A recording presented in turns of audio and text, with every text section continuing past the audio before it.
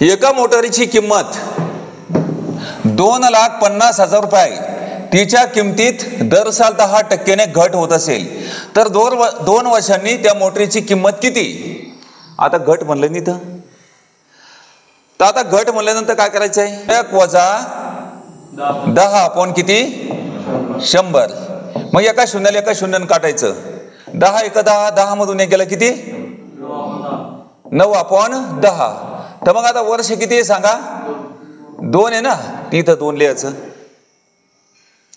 मग सांगा इथं 9चा वर्ग किती?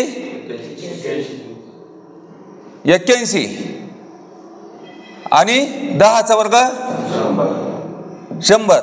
तर गुन्हेला किती करायचे? 2,50,000.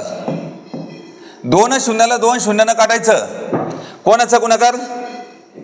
81 आणि 2,500चा. हे 2 शून्य जसे तसे लिहा आणि 25 × 25 = 5.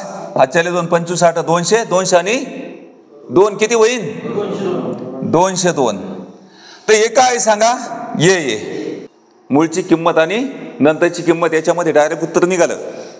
चक्रवाढ व्याज विचारलं नाही. तर 20 25 00